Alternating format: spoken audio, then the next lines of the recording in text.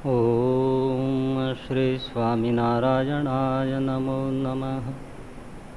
ઓમ શ્રી હરિકૃષ્ણાય નમો નમઃ. ઓમ શ્રી પૂર્ણ પુરુષોત્તમાય નમો નમઃ. ગોપાલાનંદ સ્વામીએ શ્રીજી મહારાજને પ્રશ્ન પૂછ્યો છે, હે મહારાજ, ધર્મ જ્ઞાન વૈરાગ્ય સહિત જે ભક્તિ, તેનું બળ કઈ પ્રકારે અત્યંત વધે, ભક્તિ કઈ રીતે અત્યંત દ્રઢ થાય, વૃદ્ધિ પામે. શ્રીજી મહારાજે કહ્યું કે એના તો 4 ઉપાય છે. પવિત્ર દેશ જોઈએ, રૂડો કાળ જોઈએ, શુભ ક્રિયા જોઈએ અને સત્પુરુષનો સંગ જોઈએ. પરંતુ પછી ક્રિયા એનું સામર્થ્ય પણ નથી ચાલતું એમ કહીને ક્રિયાને બાદ કરી નાખી. વાત સાચી છે કે જેવો દેશ હોય, જેવો કાળ હોય ને જેવો સંગ હોય એવી જ ક્રિયા થતી હોય છે. સારા દેશકાળ અને સંગ પ્રાપ્ત થાય તો ક્રિયા રૂઢી થાય. નબળા દેશકાળ અને સંગ પ્રાપ્ત થાય તો ક્રિયા પણ ભૂંડી થાય, નબળી થાય. પ્રથમના 18મા વચનામૃતમાં શ્રીજી મહારાજે સરસ દ્રષ્ટાંત આપ્યું છે કે 7 માળની હવેલી હોય, કાચના તકતા જોડ્યા હોય, વૈશ્યાઓ થઈથીકાર કરીને નાચતી હોય, દારૂના શીશા ભર્યા હોય, દારૂનું પાન કરાવાતું હોય, એવા સ્થાનમાં જે જઈને બેસે તો ત્યાં ભૂંડી જ ક્રિયા થાય. અને પર્ણની ઝૂંપડી હોય, ફાટેલી ગોદડીવાળા પરમહંસોની સભા બેઠી હોય,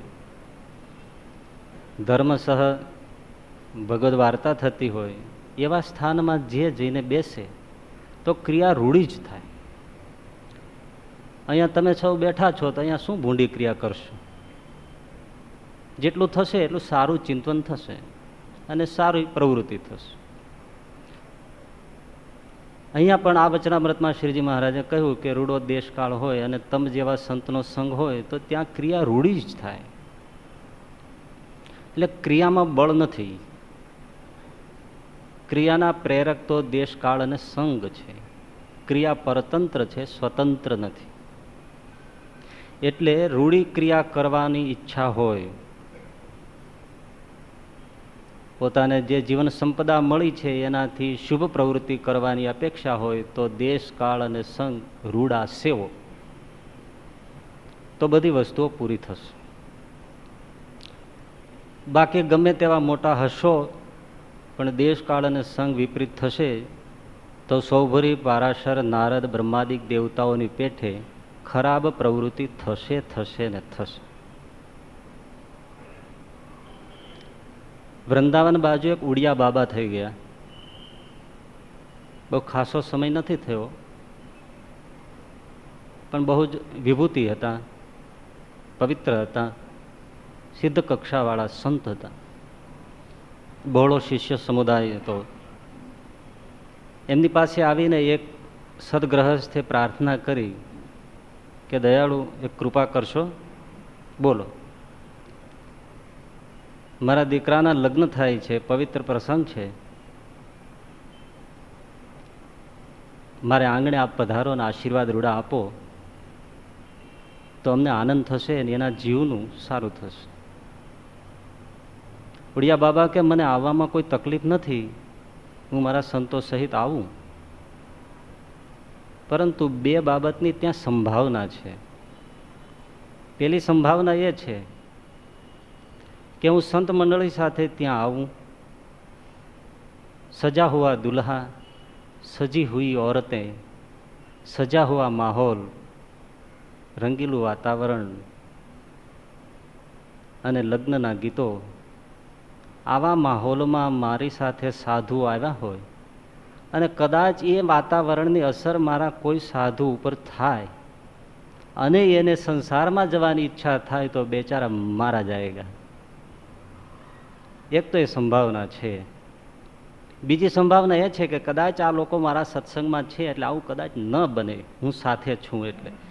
પરંતુ બીજી સંભાવના એ છે કે અમે આવીએ, સાધુઓ સાથે આવીએ, કૃષ્ણ કીર્તન કરતા આવીએ, અને એ કૃષ્ણ ભક્તિની મસ્તી, એ દિવાનગી, એ બેહોશી, એ આખી લોહચુંબકી વાતાવરણની અસર કદાચ તારા દીકરા ઉપર થાય, અને તારા દીકરાને એમ થાય કે હવે મારે સંસારમાં નથી રહેવું, અને જો બધા બંધન તોડીને અમારી પાછળ પાછળ ચાલવા માંડશે તો બાપુજી આવવું જ નથી.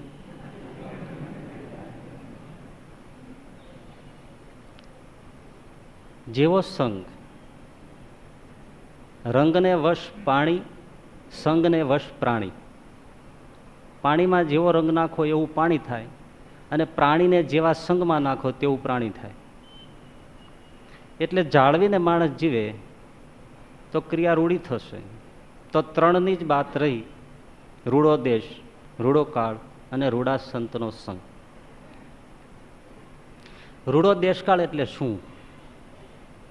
કે જ્યાં ધર્મમય જીવન જીવતા લોકો હોય, અધર્મની પ્રવૃત્તિ ન થતી હોય, ચોરી, લૂંટ, ફાટ, હિંસા, વ્યભિચાર એની પ્રવૃત્તિ ન હોય, મારપીટ ન હોય, પ્રાણ સંકટ ન હોય, અને ખાનપાનની પૂરી સુવિધા હોય, એ રૂડો દેશકાળ છે. ખરું કે ખોટું? સાચું. એવો રૂડો દેશકાળ હોય, આ શાસ્ત્ર સંમત વાત છે કે આવાને રૂડો દેશકાળ શાસ્ત્રો કહે છે. એવો રૂડો દેશકાળ હોય અને રૂડા સંતનો સંગ હોય તો ભક્તિની વૃદ્ધિ થાય, એ હકીકત સાબિત થાય. પરંતુ પ્રશ્ન એ થાય છે, રૂડા દેશકાળની જે શરત મૂકી છે તેમાં, કે તો પછી શ્રીજી મહારાજના વખતમાં એવો કયો રૂડો દેશકાળ સંતોને, એ ભક્તોને હતો કે જેથી એમના જીવનમાં ઉત્કૃષ્ટ ભક્તિ પેદા થઈ. સંતોને પૂરી ભિક્ષા નહોતી મળતી, સતત પ્રાણ સંકટમાં હતા. કેટલાય સંતોએ પ્રાણ આપી દીધા છે, મારપીટ થાય છે, ક્યાંય ઠરીને બેસવાનું ઠેકાણું નથી, જંપીને રહેવાનું કોઈ સ્થાન નથી. કેટલાય હરિભક્તોને કુટુંબે નાતબાર મૂક્યા છે, ગામથી બહાર કાઢ્યા છે, ઘર વખરી છીનવી લીધી છે, કુટુંબ પરિવાર છીનવી લીધા છે, આજીવન કુંવારા રહેવા પડ્યા હોય એવા દાખલા બન્યા છે. અને એમાં પણ કેટલાયે પ્રાણ આપ્યા છે સત્સંગને અર્થે. તો આવા વિપરીત દેશકાળમાં ભક્તિ ક્યાંથી ભૂલી? ના, એવું તો નથી. પરંતુ એક વસ્તુ એ છે, સમર્થ સંત તો આ પ્રશ્નમાં ઇન્વોલ્વ જ છે. કોઈ મારી તમારી જેવાની વાત નથી. રૂડો દેશ, રૂડો કાળ ને ઉત્કૃષ્ટ સત્પુરુષ. પરંતુ એક વાત એ બાબત છે કે સત્પુરુષોના સામીપ્યમાં, સત્પુરુષના સંગમાં, સત્પુરુષના આશ્રયમાં રૂડા દેશકાળાદિક બધા જ સમાયેલા છે. અને અસત્પુરુષના સામીપ્યમાં, અસત્પુરુષના સંગમાં, અસત્પુરુષના આશ્રયમાં ભૂંડા દેશકાળનું પ્રવર્તન છે. જેવા સત્પુરુષ, આપણે ત્યાં તીર્થ સ્થાનને અત્યંત પવિત્ર સ્થાન માનીએ છીએ. દેવતાઓનો સૂક્ષ્મ વાસ છે, પવિત્ર ભૂમિ છે. પરંતુ તીર્થો થયા શેનાથી? ભગવાન ને ભગવાનના સંતોના પગલે આવા તીર્થો નિર્માણ પામે છે. નારદજી તો ભક્તિ સૂત્રમાં એમ કહે છે કે તીર્થી કુર્વંતી તીર્થાની. ભગવાનના એકાંતિક સત્પુરુષો તો તીર્થોને પણ નવું તીર્થત્વ પ્રદાન કરે છે. એટલે શ્રીજી મહારાજે કહ્યું કે નૈમિષારણ્ય ક્ષેત્ર કયું? કે જ્યાં ભગવાનના એકાંતિક સંત વસતા હોય એ જ નૈમિષારણ્ય ક્ષેત્ર છે, એ જ મહાતીર્થ છે. સંત ચરણ એ જ મહાતીર્થ છે. અને મોટા પુરુષની જે મર્યાદામાં રહે છે, આજ્ઞામાં રહે છે, એ જ રૂડા દેશકાળને સેવી રહ્યો છે.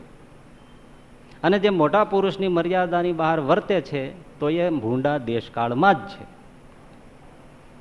એટલે સંત એકને વળગી રહેવાથી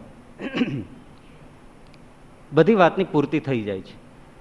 પ્રબળ તો મહાસમર્થ સત્પુરુષ એક છે.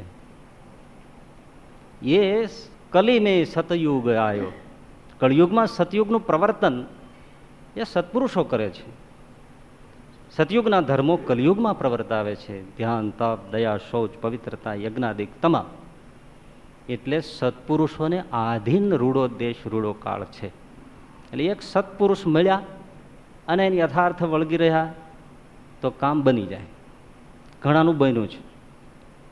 પૂર્વે પણ જે ભક્તો થયા છે, મીરાબાઈ હોય, નરસિંહ મહેતા હોય, કંઈ બધાને રૂડા દેશકાળ છે નહીં, વિપરીત જ છે. સત્પુરુષને વળગી. પણ તો ફરીથી પ્રશ્ન થાય છે ભાઈ કે એક સત્પુરુષથી સર્વ કામ સિદ્ધ થાય છે એ વચનામૃતમાં પણ નિરૂપિત છે. તો અહીંયા એવી શું જરૂર પડી કે ફરીથી 3 કહેવા પડ્યા? ગોપાળાનંદ સ્વામીના જવાબમાં એમ જ કહ્યું હોત કે એવા સત્પુરુષના સંગમાં ભક્તિની વૃદ્ધિ દ્રઢ થાય છે. તો એમાં શું કાચું રહી જવાનું હતું? કારણ કે આગળ તો આપણે જોયું કે રૂડા દેશકાળ હોય કે ન હોય, તમે કયો છો એવા સમર્થ અને પ્રતાપે બધું થઈ જાય છે. અને તમ જેવા ગોપાળાનંદ સ્વામીને આંગળી ચીંધીને કહે છે, તો પછી 2 જોડવાની શું વાત હતી? ફરીથી પાછો એ તો ઊભું જ છે. એટલે જરૂર પડતી હશે, રૂડા દેશની જરૂર પડતી હશે, રૂડા કાળની જરૂર પડતી હશે, અને ઉત્કૃષ્ટ સત્પુરુષની પણ જરૂર પડતી હશે. થોડું સમજવા જેવું છે. આપણે કદાચ વિચાર ન કર્યો હોય એટલે આપણને કદાચ હાથમાં ન પણ આવે. બહુ સાદી અને સીધી રીતે સમજો. તમારે ખૂબ અને મબલક અને ઉત્કૃષ્ટ પાક, અનાજ, ધન ધાન્ય પકાવવું હોય કે સરસ મજાના ફળફૂલ પકાવવા હોય તો એમાં 3 બાબત તો જોઈશે જ. એક તો સારી ભૂમિ જોઈશે, યોગ્ય ભૂમિ જોશે, યોગ્ય ઋતુ જોશે, અને કુશળ ખેડૂત એટલે કે માળી જોશે. એવો કુશળ માળી કે જે સારા બીજને ઓળખી જાણે, સારા બીજને વાવી જાણે, સારા બીજને ઉગાડી જાણે, સારા બીજને પોષી જાણે, અને સારા બીજવાળા એ છોડનું રક્ષણ કરી શકે એવો કુશળ માળી જોશે ને જોશે. તો ધન ધાન્યથી મબલક પાક ઉતરશે. એવી જ રીતે આપણા હૃદયમાં જો ભક્તિના ફૂલ ખીલવવા હોય, ભક્તિનો ઉત્કૃષ્ટ મબલક પાક લેવો હોય તો ત્યાં પણ 3 બાબત જોશે. ઉત્કૃષ્ટ ભૂમિ જોશે, યોગ્ય કાળ જોશે, અને એવા ઉત્કૃષ્ટ સત્પુરુષ એટલે કે માળી જોશે. 3 વસ્તુ જોશે. આ 3ની સંયુક્ત જે શરત છે એ આપણે ચૂકી ગયા છીએ. એટલે ઘણા સંતોના સંગમાં રહીએ છીએ, ઘણો સમાગમ થાય છે, રાત્રિ દિવસ કદાચ એમાં વીતે છે, છતાં એ ભક્તિની દ્રઢતા નથી થતી. એનું મૂળ અહીંયા પડ્યું છે. કારણ કે આપણે એક જ શરત લઈને બેઠા છે કે બધું કામ સંતો પૂરું કરી દેશે. પરંતુ એની સાથે અહીંયા જે સૂચિત કરી છે એવી શરત આપણે સદાને માટે ભૂલી ગયા છે. એ હકીકત છે, હાથમાં આવી નથી એટલે કામ બનતું નથી. પહેલી વાત. શ્રીમદ ભાગવતની અંદર એક સરસ વાત કહી છે કે જે સ્થાનમાં ચોરી, જુગટું, હિંસા, વ્યભિચાર થતા હોય એ સ્થાન તામસ છે. અને જ્યાં રંગ, રાગ, વિલાસ અને ભોગની પ્રચુરતા છે એવા સ્થાન એટલે કે નગર, શહેર, ગ્રામ અને ગ્રહસ્થનું ઘર એ રાજસ્થાન છે. રાજસ્થાન નહીં, રાજસ દેશ છે. અને નદી, પર્વત, વન, ઉપવન એવી પ્રાકૃતિક જે પ્રદેશ છે એ સાત્વિક સ્થાન છે. અને ભગવાને ત્યાં ઉદ્ધવજીને કહ્યું કે હે ઉદ્ધવ, મન મંદિરમ તું નિર્ગુણમ, મારું મંદિર છે એ સ્થાન નિર્ગુણ છે, 3 ગુણથી પર છે. એટલે ભગવાનનું મંદિર અને ગ્રહસ્થનું ઘર એ બંનેની તુલનામાં ભગવાનનું મંદિર અત્યંત દિવ્ય વાતાવરણ સભર છે. એ તો તમે અનુભવતા હશો. ભગવાનના ઘર જેવું અહીંયા વાતાવરણ ન હોય ને અહીંના વાતાવરણ જેવું તમારા ઘરમાં ન હોય. ભગવાનના મંદિરનું સ્થાન હોય કે સંતનો નિવાસ હોય એ સ્થાન ઉત્કૃષ્ટ છે, અત્યંત નિર્મળ છે, અત્યંત દિવ્ય છે. એના વાઇબ્રેશન્સ કંઈક જુદા છે. જે શીતળતા ભગવાનના મંદિર કે સંતનો આશ્રમ આપે એ તમારા ગ્રહસ્થોનું આંગણું ન આપે. એટલા જ માટે પૂર્વે જે મોટા રાજા મહારાજાઓ થયા, પછી દશરથજી મહારાજ હોય કે રહુગણ મહારાજા હોય, એ બધા જ પોતાના ગ્રહ સંસારનો ત્યાગ કરીને, રાજભવનનો ત્યાગ કરીને ઋષિઓના આશ્રમમાં સામે ચાલીને બ્રહ્મ વિદ્યાની પ્રાપ્તિ માટે જતા અને ત્યાં રોકાતા. પરીક્ષિત મહારાજાએ સુખદેવજીની ભાગવતની કથા બેસાડી તો એમને રાજભવનમાં બેસાડવામાં શું વાંધો હતો? આપણે જેમ બેસાડીએ છીએ એમ સૌ કોઈ તમે ઘરે જ ભાગવત કથા બેસાડો છો, તો પોતાને આંગણે જ પરીક્ષિત મહારાજે સુખદેવજીને બોલાવીને ભાગવત બેસાડ્યું હોત તો ના. રાજભવન, પરિવાર, રાજવિલાસ બધાનો ત્યાગ કરીને ગંગાને કિનારે ઋષિઓના સંગાથમાં બેસીને પરીક્ષિત મહારાજાએ સુખદેવજી થકી ભાગવતની કથા સાંભળી. શ્રીજી મહારાજના વખતમાં પણ એ પર્વતભાઈ, એ જીણાભાઈ, એ મયારામ ભટ્ટ, એ બધા ઉત્કૃષ્ટ ભક્તો એ શ્રીજી મહારાજનો ખાસ સમાગમ કરવા માટે વ્યવહારને આઘો મૂકીને શ્રીજી મહારાજ પાસે રોકાતા. અને ત્યાર પછી અને ત્યારે પણ લગભગ 2 પેઢી સુધી એવા ઉત્કૃષ્ટ ભક્તો પણ એ ગોપાળાનંદ સ્વામી પાસે, પેલા ગુણાતીતાનંદ સ્વામી પાસે, બ્રહ્માનંદ સ્વામી પાસે ખાસ સમાગમ કરવા માટે ઘર બારને મૂકીને આવતા. 4-6 મહિના થાય એટલે 15 દિવસ મહિનો અચૂક રહેવા આવે. શા માટે? વાસના ટાળવા, નિર્ગ્રંથ થવા. નહીતર એ લોકો પણ પોતાને ઘરે સાધુઓ આવતા, ગામમાં પણ આવતા અને તેડી પણ જતા, ત્યાં પણ સમાગમ થતો. પણ છતાંય ખાસ આના માટે તો સંતોની પાસે આવીને જ બેસતા, ઘરને અળગું કરીને આવતા. અને ગુણાતીતાનંદ સ્વામી તો જ્યાં જ્યાં ગામડે ફરતા, જ્યાં જ્યાં જતા, એમાં મુમુક્ષુ દેખાય, એની આંખમાં કંઈ ચમક દેખાય તો સામેથી કહેતા જુનાગઢ આવજો, નહીતર ત્યાં કામ ન પતી શકે, જુનાગઢ આવજો. ચૈત્રી પૂનમના સમયા ઉપર ગુણાતીતાનંદ સ્વામી વડતાલ આવ્યા.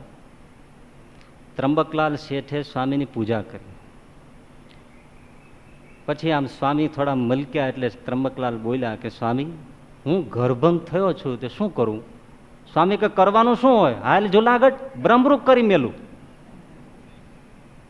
જુનાગઢ હાલ, તારી ગ્રંથિઓ ન ગાળું તો મને કે બ્રહ્મરૂપ કરી મેલું. આ વાત પૂરી થાય છે ત્યાં ધર્મ સ્વરૂપાનંદ બ્રહ્મચારી આવ્યા. એમણે કહ્યું કે સ્વામી, મને રસાસ્વાદ તો જરાય નડતો નથી, પરંતુ બીજા થોડાક દોષ નડે છે. સ્વામી કે બ્રહ્મચારી, ધર્મ સ્વરૂપાનંદ બ્રહ્મચારી શ્રીજી મહારાજ સાથે થોડો કાળ રહેલા. એમણે કહ્યું બ્રહ્મચારી, એક સદગુણ આવ્યો, એક લક્ષણ સાધુનું આવ્યું ને, હા તો બીજા પણ આવશે, ચાલો જુનાગઢ, બીજા 29 હું પૂરા કરી દઈશ. એવા અનેક ભક્તો અને સંતો, એ પછી બોટાદના શિવલાલ શેઠ હોય કે વંથળીના કલ્યાણભાઈ હોય કે લોધિકાના અભયસિંહ દરબાર ધ્યાની હોય, એ ગુણાતીતાનંદ સ્વામી પાસે આવીને જુનાગઢમાં બેસે અને એ ગુણાતીતાનંદ સ્વામીના સેવનથી એની તમામ વાસનાઓ, તમામ ગ્રંથિઓ એ કાળવાના કાળમીંડ પાણાની સાથે વહેડાવીને બ્રહ્મરૂપ કરી મેળતા. અર્થ શું છે? છોડીને ત્યાં જવું. આજે કોઈને ઘર છોડવું નથી, આજે કોઈને સ્થાન મૂકવું નથી. સૌને એમ છે તમે ઘેરે આવો ને કથા વાર્તા કરો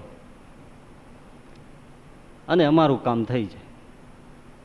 જરાય ઘરનો ઉંબરો ક્યાંય છોડવો નથી. જ્યાં જઈએ ત્યાં પાછું આખું ઘર, બીબી બચ્ચા તો બધું સાથે જ છે અને બધું ટોળું વળગણ સાથે લઈને જ ફરવું છે. તમે કદાચ મનમાં એમ જાણો કે અમે તો સવારે આવીએ છીએ કથામાં તો બધું મૂકીને જ આવીએ છીએ, પણ એ બધું ચોંટેલું છે, કોઈ આઘું કરીને નથી આવતા. અને એ બધા સર્વસ્વ છોડી આઘું કરીને આવતા. એ વગર તો કામ બને નહીં. આપણે તો જ્યાં આપણા ઘર નિવાસ છે એની આજુબાજુ થોડી વાર શ્રવણ કરી આવીએ અને પછી કહીએ કે બસ બસ બહુ સરસ ભક્તિ જામી છે, પણ એ ભક્તિ તો કાગળના પત્તા જેવી છે. સેજ ફૂંક આવે એટલે બધા પત્તા વિખાઈ જાય, પછી પત્તા ગોતાય ના જડે. તમે એટલું તો સમજી શકો છો કે કોઈને સિરિયસ રોગ થયો હોય તો એને હોસ્પિટલમાં ઇન્ટેન્સિવ કેર યુનિટમાં દાખલ કરવો પડે. જો ડૉક્ટર બેઠા છે, એ વગર એનો ઈલાજ ન થાય. તમે એમ કહો કે અમારા ઘરમાં ઈલાજ કરી દો, એ શક્ય જ નથી. ત્યાં એ વાતાવરણ જ નથી કે તમને ડૉક્ટર ત્યાં ઈલાજ આપી શકે. હા, મલમપટ્ટા કરવા હોય તો કરી દે. એટલે આપણો જે અત્યારનો આ સત્સંગ છે એ બધી મલમપટ્ટા જેવો છે. બહુ ઘા લાગ્યા છે, લોહી દદડે છે તો થોડું ટિંકચર મૂકી દે, બ્લીડિંગ બંધ થઈ જાય છે, પણ પીડા ટળતી નથી, પાક ટળતો નથી. પરંતુ સિરિયસ રોગ મટાડવો હોય તો ઇન્ટેન્સિવ કેરમાં દાખલ થવું જ પડે, અને ત્યાં કેવળ ઉપચાર જ લેવાનો. પછી કોઈ સંબંધીનો પણ પ્રવેશ નહીં, કોઈની સાથે વાતચીત નહીં, ત્યાં ફોન ઉપર કોઈ વેપાર ધંધા ન ચલાવાય. બસ ઉપચાર એટલે ઉપચાર, બાકી બધું અળગું કરી દે, ત્યારે એ દર્દી સાજો થાય. હવે આજે આપણે ભવરોગ જેવો કોઈ જટિલ અને ચીકણો રોગ ખરો, મહારોગ, છતાં આપણે એ પહેલા જે ગણાવ્યા એ બધા શિવલાલભાઈ જેવા, કલ્યાણભાઈ જેવા બધા ઇન્ટેન્સિવ કેર યુનિટમાં દાખલ થતા હતા. આપણે કહેવાની વાત એ છે, અને આપણે એનાથી ભાગવું છે. કારણ કે ત્યાં તો સમય કેમ જાય? કારણ કે કંઈક કરવાનું નહીં, પડી રહેવાનું, અને એ મૃત્યુ સમાન લાગે છે. એટલે મલમપટ્ટાથી ચલાવીએ છીએ. આપણે આપણા રોગને ઓળખ્યો નથી, અને કદાચ શબ્દમાં ઓળખી ગયા હોય તો પણ બધું છોડીને આવી કેર યુનિટમાં દાખલ થવાની હિંમત નથી. એક સાધુ મહારાજ ચાલ્યા જતા હતા ભિક્ષા માગવા નગરમાં. એમાં અચાનક નગરપતિ શેઠ ભેળા થઈ ગયા.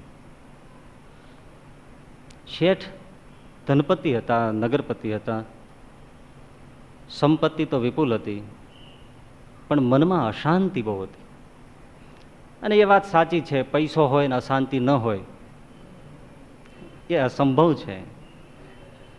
એટલે ભગવાન ઈશુએ કીધું છે કે સોયના નાકામાંથી ઊંટ નીકળી જાય એ શક્ય બને, પણ ધનપતિ એ ભગવાનના દ્વારમાં જલ્દી પ્રવેશ કરી જાય એ હું શક્ય માનતો નથી.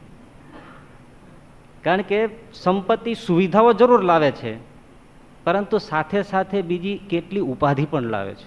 પહેલી ઉપાધિ એ છે પૈસો સાચવવાની. જો ન સાચવો તો પૈસો જતો રહે, અને જો પૈસો સાચવવામાં પડો તો તમે જતા રહ્યો.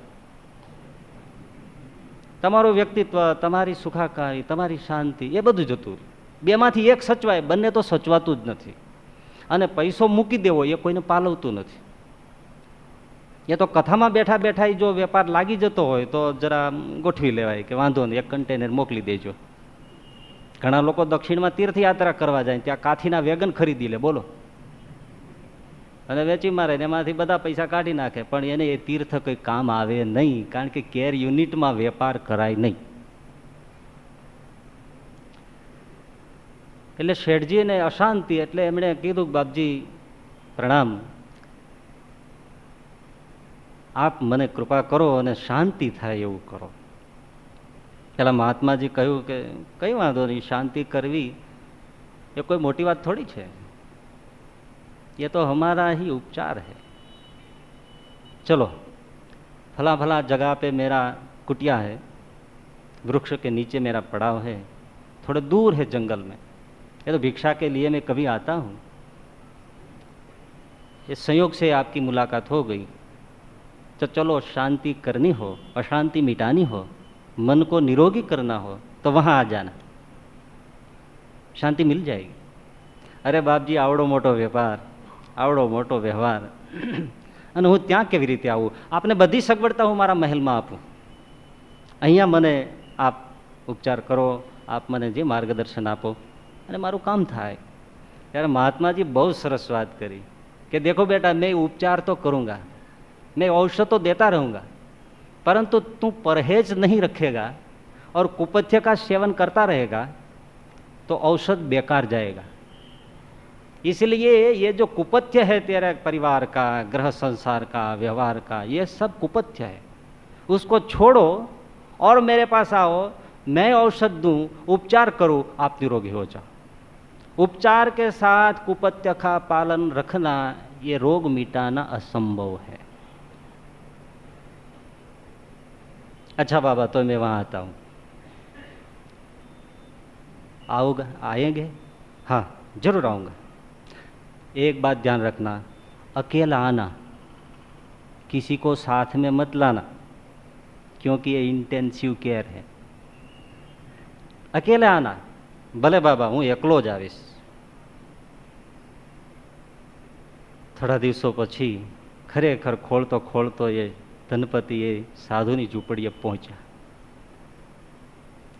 એનો પગલાનો અવાજ દેખાણો એટલે સાધુએ એને કીધું, શેઠજી આયે ક્યાં? બોલે हाँ हाँ बाप जी आ गए, भला चंगा है, आओ, परंतु एक शर्त तोड़ दी। बोले क्या?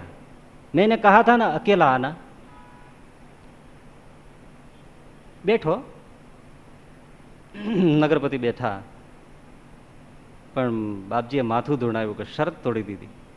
મેં તને કીધું તું ને અકેલો આવવાનું, તું એકલો ન આવ્યો. અરે બાપજી એકલો જ છું, અહીં કોણ છે? છતાં આવું કેમ કહો છો કે આખી ભીડ લઈને આવ્યો છું?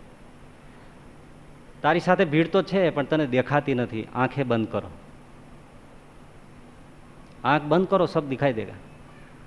અને શેઠજી આંખ બંધ કરી, ત્યાં તો નગરના લોકો એમને વિદાય કરે છે, પરિવારના લોકો આંસુઓ સારે છે, બાળકો વીંટળાઈ વેળા છે, કોઈ વૃદ્ધો આશીર્વાદ આપે છે, પત્નીને આ આશ્વાસન આપે છે, વડીલોને પ્રણામ કરે છે, કોઈ હાથ હલાવે છે.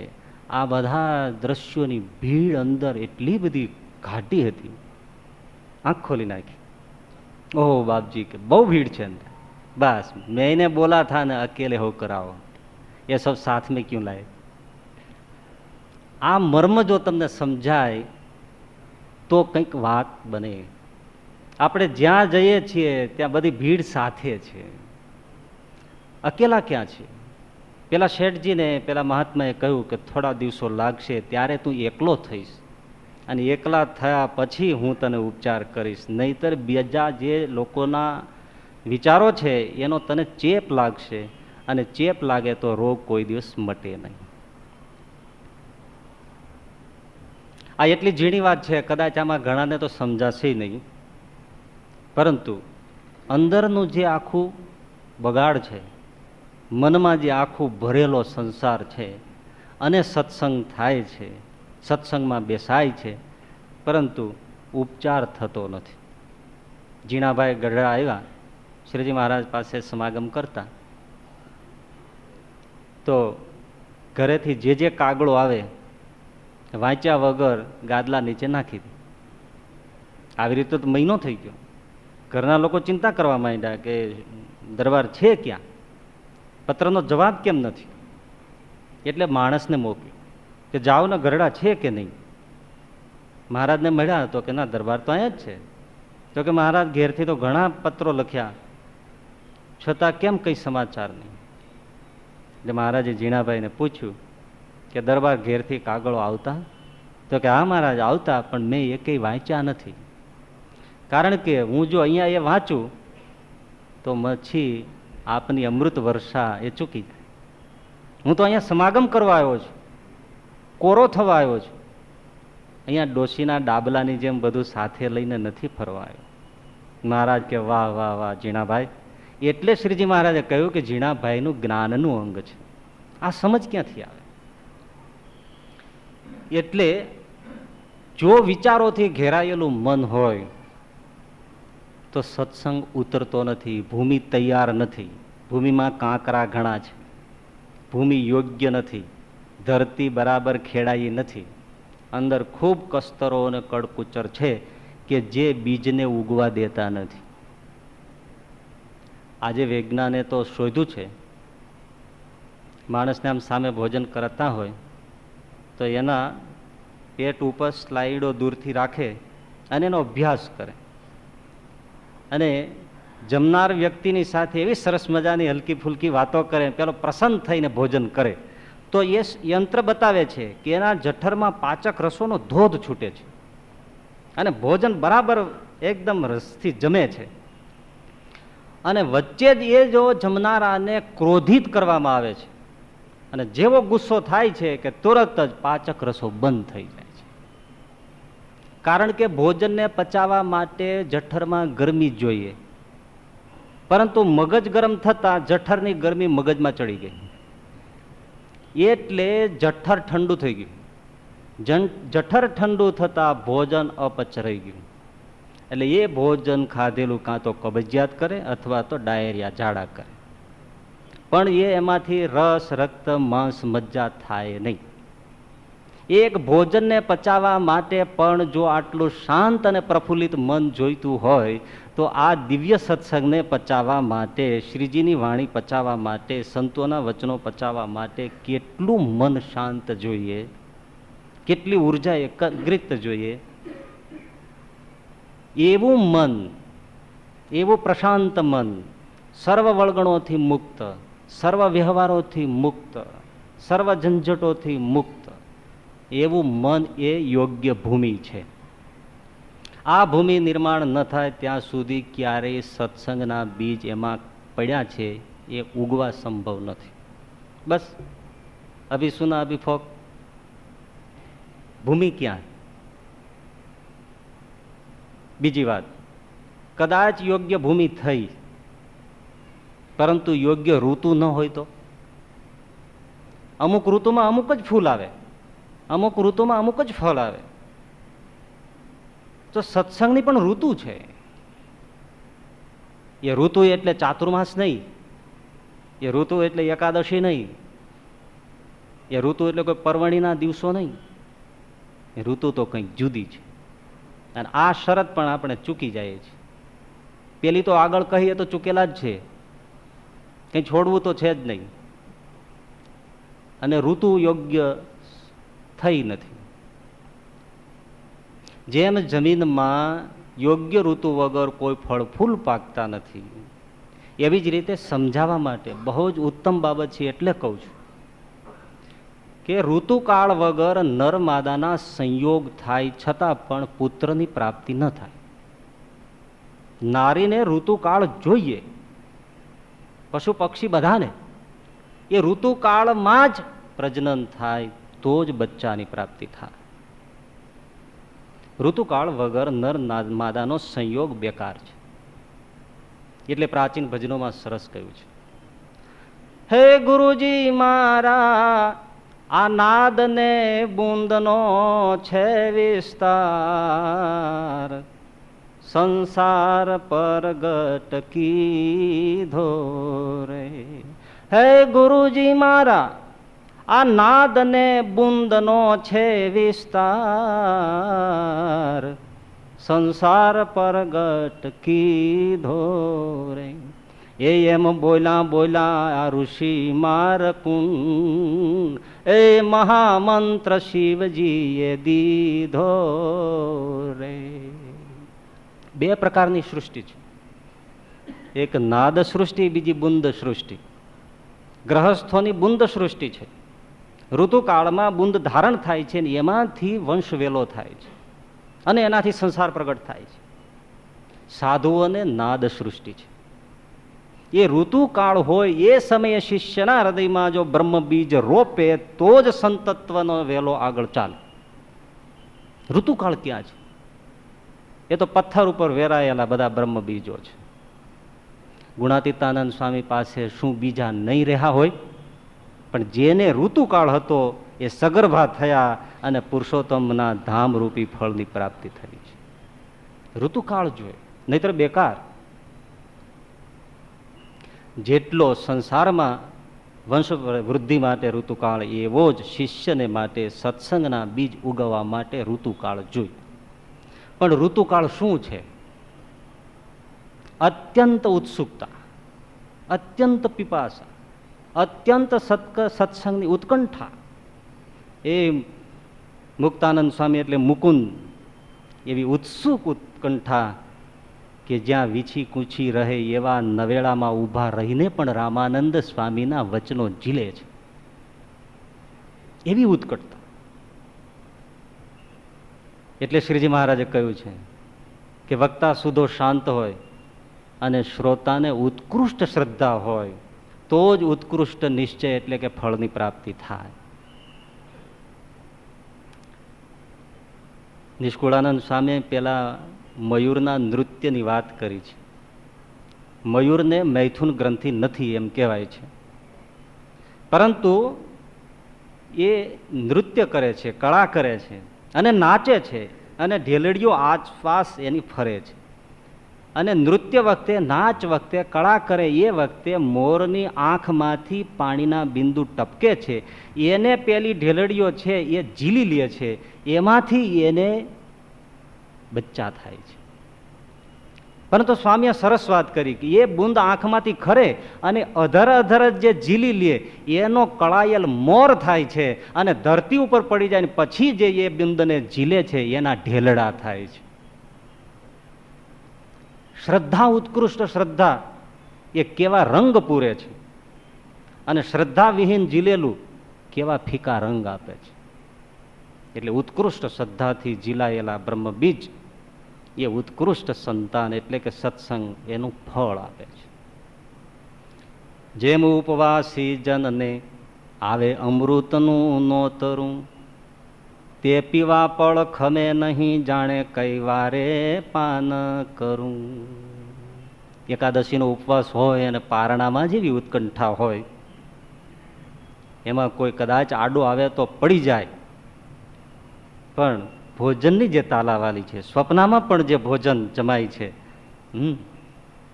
જાણે કૂણો કૂણો શીરો જમું છું પણ ગાદલામાંથી રૂ કાઢીને મોંમાં નાખતો હોય, મંદિરમાં દર્શને જતો હોય અને પગથિયા ઉપર આડી ચોકડી લીટીઓ પાડી હોય, એમાં મોહન થાળના ચગદા દેખાતા હોય. ઉત્કટતા છે ભોજનની. ચંદ્ર ઉગ્યો હોય તો એમ લાગે કે ઓહો, આવીડી સરસ રોટલી અહીંયા કોને ટીંગાડી. સર્વત્ર બજારમાં જાય તો એ જૂતા ચપ્પલની દુકાનમાં પણ એને મિષ્ટાન લટકતા દેખાય, જોડા નહીં દેખાય. સર્વત્ર ભોજન ભોજન ભોજન ભોજન, જાગતા સ્વપ્ન, જાગતા સ્વપ્ન, ભોજન સિવાય કશું નહીં. આવી ઉત્કટતા હોય તો એ ઋતુકાળ છે અને એવા ઋતુકાળમાં ઝીલાયેલા જે બ્રહ્મવચનો છે એ સત્સંગને પાંગરે છે. તમે મહાભારતની એક કથા જાણી છે, પણ બહુ જ મર્મથી ભરેલી. અંબિકા અને અંબાલિકા, એમને કોઈ સંતાન નથી હસ્તિનાપુરની ગાદી માટે, અને ત્યારે સત્યવતી માતા સત્યવતી એમ કહે છે, વ્યાસજીને તેડાવે છે અને વ્યાસજીની નિયોગ પદ્ધતિથી વંશ રાખવાની વાત મુકાય છે. અંબિકાને મોકલે છે તો અંબિકા જાય છે, પરંતુ વ્યાસજીના તેજને સહન નહીં કરવાથી અથવા તો વ્યાસજીનું રૂપ અનુકૂળ નહીં આવવાથી, ઋષિ છે, મોટા મોટા વાળ છે, દાઢી છે, જટા છે, તો અંબિકા પોતાની આંખ બંધ કરી જાય છે અને નિયોગ વ્યાસજી અપનાવે છે. પરંતુ એમના ગયા પછી સત્યવતીએ પૂછ્યું એટલે વ્યાસજીએ કહ્યું કે પુત્ર થશે, પરંતુ આંખ બંધ કરીને આવી હોવાથી અંધ થશે. તો અંધ તો રાજા કઈ રીતે થઈ શકે ને રાજ્ય સંભાળી શકે, એટલે બીજી અંબાલિકાને મોકલવામાં આવી. તો અંબાલિકાએ પોતાનું સૌંદર્ય વધુ ખીલે એટલા માટે એમણે એવા સૌંદર્યવર્ધક ખુશ્બુદાર દ્રવ્યો પોતાના શરીર ઉપર ચોળ્યા અને રૂપને ખીલાવ્યું, આકર્ષક થાવ. અને રૂપને આકર્ષિત કરીને વ્યાસજી પાસે ગઈ. વ્યાસજીને નિયોગ કૃપા પામ્યા, બહાર ગયા. માતા સત્યવતીએ પૂછ્યું શું થશે, તો કે એમણે શરીર ઉપર એવા સુશોભિત અને સુગંધિત દ્રવ્યોનો લેપ કરીને આકર્ષક થવાનો પ્રયાસ કર્યો. દીકરો તો થશે, પરંતુ પીળો થશે, એને પાંડુ રોગ જન્મથી રહેશે. હવે એ માંદો હોય એ પણ કેમ બની શકે રાજા? એટલે ત્રીજી દાસીને મોકલવામાં આવી અને દાસીને કહેવામાં આવ્યું કે તારે વ્યાસજી પાસે જવાનું છે, ઋષિ પાસે જવાનું છે અને એક રાજબીજ માટે જવાનું છે. ત્યારે દાસીને કેટલો અહોભાવ થયો હશે. આહા હા, મારી જેવું હલકું માણસ અને એને એક રાજ રાણી જેટલો દરજ્જો મળે, એ જેવી હતી એવી, પરંતુ એક સંત અને ઋષિ અને એ પાછા રાજઘરાના તરફથી અને એના રાજબીજ માટે જવાનું, એ તો જાણે કીડીને ત્યાં કુંજર મહેમાન થયા. એટલો અહોભાવ, એટલી ઉત્કટતા સાથે એ દાસી વ્યાસજી પાસે ગયા અને નિયોગ કૃપા પામ્યા. પુત્ર થશે, ધર્માત્મા વિદુર થયા. પેલા ધૃતરાષ્ટ્ર થયા, પછી પાંડુ થયા, અને આ દાસી થકી મહાત્મા ધર્માત્મા વિદુર થયા. કઈ રીતે સત્સંગ ઝીલીએ છીએ, આમાંથી આ બહુ મર્મ છે. જો સત્સંગમાં આવીએ, વિવેકની આંખ ન ખોલીએ, સત અસતનો વિવેક ન કેળવીએ અને આળસ પ્રમાદ કરી જઈએ, અથવા મોહથી વીંટળાઈ જઈએ, અથવા અવગુણથી વીંટળાઈ જઈએ, તો ભક્તિ તો થશે, પણ ભક્તિ આંધળી થશે, અંધ ભક્તિ થશે. સાચી ભક્તિ જીવનમાં ક્યારેય નહીં પ્રગટે. અને જો સ્યુડો રિલિજિયસ થાય, દેખાવાનો બધો ધર્મ આભાસ કરવામાં આવે, બહુ ભક્ત છું, બહુ સંત છું, એવો જો આડંબર કરવામાં આવે અને સત્સંગમાં જઈએ, તો સત્સંગ થશે તો ખરો, પરંતુ કાચો, પીળો પડી ગયેલો, પચકાઈ ગયેલો, માંદલો રહેશે, કે જે ટૂંકા આયુષ્યમાં મરી જશે. મહારાજ કે એ યુવતી યુવાન થતા પહેલા જ મરી જશે. પરંતુ જે અહોભાવથી પેલી દાસીની જેમ જશે અને અત્યંત ઉત્કટતા, અત્યંત દિવ્ય ભાવથી સત્સંગના બીજને ધારણ કરશે, તો મહાત્મા ધર્માત્મા વિદુર જેવો સત્સંગ એના જીવમાં પાંગરશે. તો આ એક ઉત્કુટતા જે છે, અહોભાવ છે, એ ઋતુ છે શિષ્યની, એ ઋતુ છે સત્સંગ માટેની. ઋતુ કાળમાં આપેલા બ્રહ્મ બીજ પાંગરે. એ તો તમે બહુ સીધી સાદું સમજી શકો છો કે પતિ પત્ની પરિણ્યા, પરંતુ બંનેએ છૂટા આમેલા છેડા વ્રત રાખ્યું હોય અને આખી જિંદગી ભેળા રહે, એકબીજાનું વસ્ત્ર ન અડે, તો એને ત્યાં પારણિયું બંધાય ખરું? પારણિયું બંધાય? આપણે તકલીફ જ આ છે, આપણા સત્સંગ સાથે છૂટા નહીં, પણ આ શું કહે, છેડા વ્રત છે. બધા જ બેઠા છે, પણ સંતો સાથે, સત્સંગ સાથે છેડા વ્રત લઈને બેઠા છે, ક્યાંય અડી ન જવા જોઈએ. બસ હવે જિંદગી પર રહીએ તો પણ કંઈ ભગવત પ્રાપ્તિ રૂપી, ભક્તિ રૂપી પુત્રની પ્રાપ્તિ ન થાય. બેઠા છે ભેળા, આખી જિંદગી એક જ ઘરમાં રહીએ, એક જ છત્ર નીચે રહીએ, પણ છેડા વ્રત, કોઈ કોઈને અડે નહીં. જ્યાં સુધી છેડા વ્રત હોય ત્યાં સુધી ક્યાંથી પ્રાપ્તિ થાય? તો યોગ્ય ભૂમિ, યોગ્ય ઋતુ, ત્રીજું કુશળ માળી, એવો ઉત્કૃષ્ટ સંત મળે. આ બંને હોય, પણ જો ઉત્કૃષ્ટ સંત ન મળે તો ગમે તેવા ઉત્તમ બીજ હશે તો બાળી નાખશે, એ ઉગાવો નહીં લે. ઉગ્યો હશે તો પણ નકામું જશે, એને કુસંગ ચરી જશે, પણ ફાલ પાકશે નહીં. કુશળ માળી કેવો? શ્રીજી મહારાજ કે પ્રભુના ભક્ત, પંચ વર્તમાને યુક્ત અને બ્રહ્મ વેતા સંતનો સંગ કરે તો શું મળે? તો ભક્તિ દ્રઢ થાય.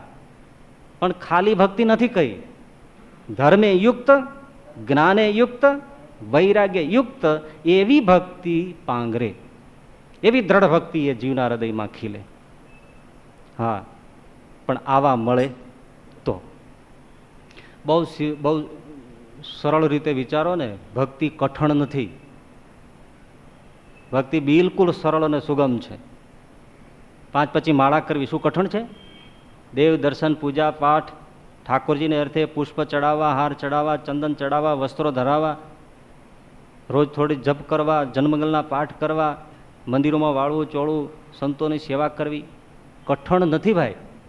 આખો સમાજ કરે છે, અને ન કરતા હોય તો આટલા બેઠા કેમ હોય? સૌ કરે છે. ભક્તિ બિલકુલ સરળ છે, પણ ધર્મે સહિત ભક્તિ કરવી કઠણ છે. વાંધો ધર્મમાં છે, ભક્તિ કરવામાં જરાય વાંધો નથી, સૌ કરે છે. તમે જુઓ કે કેટલીય માળા કરનારા, કેટલાય જન્મંગલ કરનારા, કેટલાય નિયમિત દેવ દર્શન કરનારા ધર્મની બાબતમાં કાચા હશે. એ ધર્મ શું છે? પહેલી જ વાત કરો ને, સત્ય, અહિંસા, બ્રહ્મચર્યાદિક રૂપ ધર્મ પાળીને ભક્તિ કરવી એટલે લોઢાના ચણા ચાવીને ભક્તિ કરવી જેવી છે. માળા તો થાય છે, પણ મનથી પવિત્ર રહેવાય છે. એ ગ્રહસ્થ હોય તો પરસ્ત્રીના મન ન જાય, મન બગડે નહીં, મન વિકૃત ન થાય. સાધુ હોય તો અષ્ટ પ્રકારે બ્રહ્મચર્યનું પાલન કરે અને ભક્તિ કરે. સાધુઓ પણ માળા કરતા, ભજન કરતા તો ઠેર ઠેર દેખાય છે, પણ કાચા ધર્મમાં છે, કારણ કે ત્યાં અનુકૂળ પડતું નથી. બહુ જ કઠણ છે. રોટલી ચવાઈ જાય છે, પણ ચણા ચવાતા નથી. કાચા ચણા છે ને, એ ચવાતા નથી. એટલે શ્રીજી મહારાજે કહ્યું છે કે ધર્મે સહિત ભક્તિ કરવી. સંત સાહિત્યમાં બહુ સરસ દ્રષ્ટાંત આપ્યું ભાઈ, કે ધર્મ રહિતની ભક્તિ કેવી છે? તો પાણી વગરના વાદળા જેવી છે. ક્યાં વરસે, શું લીલું કરે? ભક્તિ તો ઘણી છે, પણ ધર્મની કચાશ. એટલે શ્રીજી મહારાજ કહે, ભાઈ અમારા સંતો છે એ જે રીતે શિક્ષાપત્રીમાં કહ્યું છે એ રીતે ધર્મનું પાલન કરે. અષ્ટ પ્રકારે સ્ત્રીનો ત્યાગ. એક જ વસ્તુ પેલી લ્યો, સ્ત્રીઓ સાથે બોલવું નહીં, જોવું નહીં, અડવું નહીં. આ એક બહુ સીધા સાદા સંતોને આપેલા નિયમો છે, પણ આજે તો એ બધું ગૂંચવાઈ ગયું. આજે એની કથા કરવી એ પણ જાણે કંઈક અવગુણમાં ખપી જાય. માહોલ એવો છે ભાઈ, આમ થોડું દુઃખ થાય કે આજે અમુક સંતો આપણે સંપ્રદાયમાં જ શિક્ષાપત્રીમાં સાધુઓના જે ધર્મો કહ્યા છે, સ્ત્રીઓ સામે જોવું નહીં, સ્ત્રીઓને સાથે બોલવું નહીં, સ્ત્રીઓને અડવું નહીં, એના એવા એવા અર્થઘટનો કરે છે, કથાઓ કરે છે, પુસ્તકો છાપે છે કે સ્ત્રીઓ સામે ન જોવું, સ્ત્રીઓ સાથે ન બોલવું, સ્ત્રીઓને ન અડવું, એનો અર્થ કામ ભાવે ન જોવું, કામ ભાવે ન અડવું, કામ ભાવે ન બોલવું. અને આ ખરો અર્થ છે. એટલે હું એમ કહું છું કે એ અર્થ ખરો હોય તો એનો અર્થ એ થયો કે શ્રીજી મહારાજ અને નંદ સંતો મૂર્ખ ઠર્યા, એ મહા અજ્ઞાની ઠર્યા. કારણ કે એને આવો ખરો અર્થ ક્યારે હાથ જ ન આવ્યો. કારણ કે શ્રીજી મહારાજે ક્યારે એવું કહ્યું જ નહોતું કે હે મારા પરમહંસો, વહાલા સંતો, તમે સ્ત્રીઓને અડજો પણ કામ ભાવે રહિત અડજો, અને તમે સ્ત્રીઓ સાથે બોલજો, સ્ત્રીઓ સામે જોજો પણ કામ ભાવે રહિત જોજો.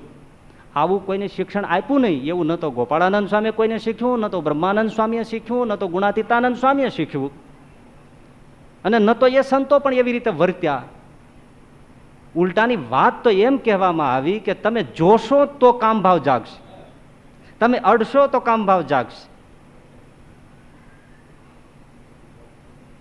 તમે એની સાથે વાતચીત કરશો તો કામ ભાવ જાગશે. પણ કોણ સમજાવે, કોણ સમજે? વ્યાપકાનંદ સ્વામી સભામાં બેઠા છે, શ્રીજી મહારાજ સંતોના ધર્મની વાત કરે છે. આ વાત એટલા માટે કહી છે કે કોઈને પાછા પાડવાની એની વાત નથી કરતા, પણ આ વાત આવે છે કે આવો ઉત્કૃષ્ટ હોય ત્યાંથી ધર્મે સહિત, તમારે ધર્મે સહિત ભક્તિ ન જોતી હોય તો લેટ ગો, તમારી મરજી છે ભાઈ.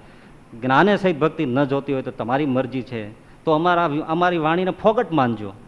વૈરાગ્ય સહિત ન જોતી હોય ભક્તિ તો કોઈ સવાલ જ નથી. ભક્તિ તો છે, મેં પહેલા કહ્યું, બહુ સરળ છે, સૌ કરે છે.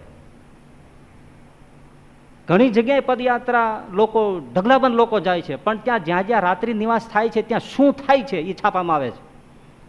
ભક્તિ સરળ છે, પણ ધર્મે સહિત ભક્તિ કરવી કઠણ છે. અને એ સહજાનંદ સ્વામીનો જોર છે, થોડી થાય તો થોડી કરો, પણ ધર્મે સહિત ભક્તિ કરો. એ સગર્ભા છે. તો શ્રીજી મહારાજે સભામાં સમજાવ્યું કે અમારા સંતોએ ચિત્ર પ્રતિમા પણ ન જોઈ અને એને અડવું પણ નહીં. લ્યો, તો વ્યાપકાનંદ સ્વામી તો કેવા સમર્થ સંત છે, એને એવો વિચાર થયો કે આ મહારાજ થોડી વધારે પડતી વાત કરે છે. કારણ કે ચિત્ર છે, પથ્થર છે, એમાં કયો કામ ભાવ જાગી જવાનો છે? તો જડ છે, હશે. ફરતા ફરતા થોડા દિવસ થયા, બનેલી વાત છે, ગ્રંથોમાં લખાયેલી છે, હરિલીલામૃતમાં તો બહુ સરસ રીતે નિરૂપાઈ છે. વ્યાપકાનંદ સ્વામી ફરતા ફરતા થાનગઢમાં વાસુકીનાથના મંદિરમાં જઈને બપોરે થોડી વાર આરામ કરવા માટે શરીર લંબાવ્યું. તો ત્યાં વાસુકીનાથના મંદિરમાં ઘુમટમાં આજે પણ પૂતળીઓ છે. એ સ્ત્રીઓની પૂતળીઓ સામે વ્યાપકાનંદ સ્વામી સૂતા સૂતા છતમાં જોયું તો પેલી આજ્ઞાનું સ્મરણ થયું કે હવે આ પૂતળીઓ છે એ શું વિકાર કરવાની છે? આ તો જડ છે. સજીવ સ્ત્રીઓ હોય તો સમજે. એમ જ્યાં વિચાર કરે છે ત્યાં એ પૂતળીઓ હાલતી ચાલતી નાચતી અને વાજિંત્રો વગાડતી સચેત થઈ ગઈ. વ્યાપકાનંદ સ્વામી કે હે મહારાજ, હે દયાળુ પ્રભુ, આંખો મીચી ગયા, બેઠા થઈ ગયા, મસ્તક ગોઠણની વચ્ચે દબાવી દીધું અને ઉચ્ચ સ્વરે સ્વામિનારાયણ સ્વામિનારાયણ સ્વામિનારાયણ કરવા લાગ્યા. પૂતળીઓના હલન ચલન અને વાજિંત્રો બંધ થયા. માથા ઉપર કોઈ હાથ મૂક્યો હોય એવું લાગ્યું. આંખો ખોલી તો મહારાજ સામે ઊભા હતા, મંદ મંદ હસતા હતા અને મંદ મંદ હસતા હસતા આકાશમાં લીન થઈ ગયા. શું છે? મૂળ સિદ્ધાંત છે. એટલે જો આ સમજમાં ન આવે તો અંધભક્તિ સિવાય બીજું શું આવે?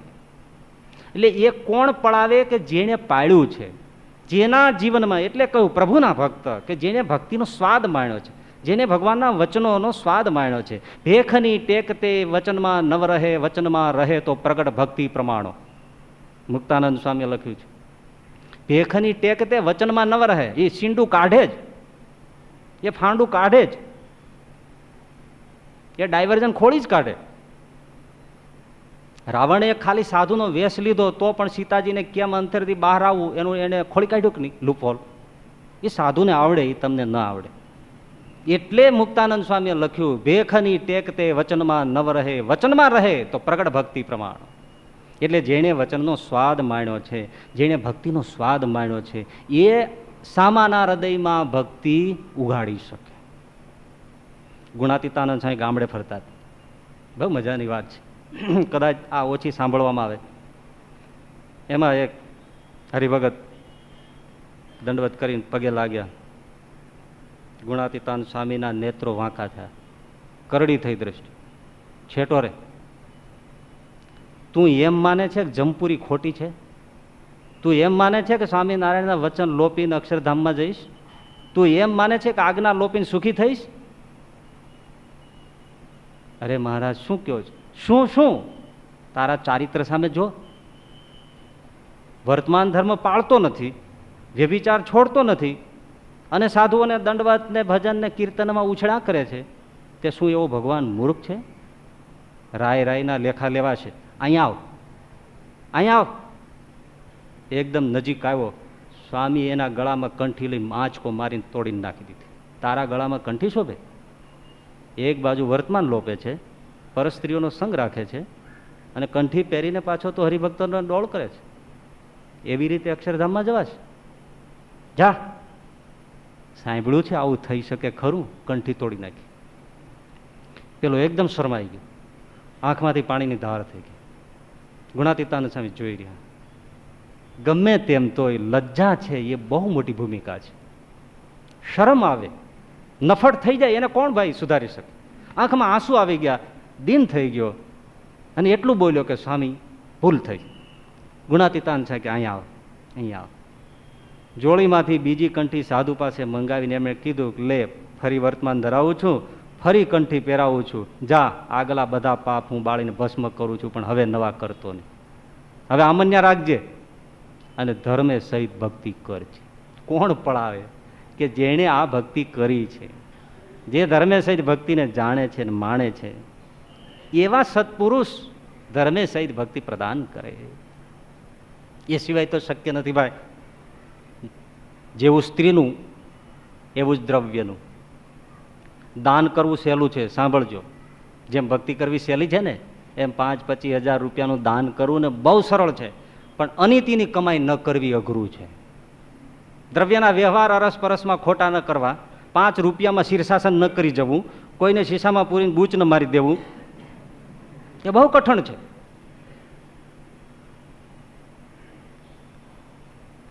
સગા ભાઈના ન મૂકતા હોય કોના છોડે? શ્રીજી મહારાજે તો ખૂબ નીતિ પ્રામાણિકતાની શિક્ષા આપી છે. એક જણો આવ્યો, ગામડે હતા મહારાજને, આવીને એમણે ચોળાની સરસ મજાની લાંબી લાંબી કૂણી કૂણી મીઠી મીઠી સરસ મજાની લીલી એવી શીંગો મૂકી. મહારાજે કહ્યું, પટેલ બહુ સરસ શીંગો છે, તમારી વાડીમાં થાય છે?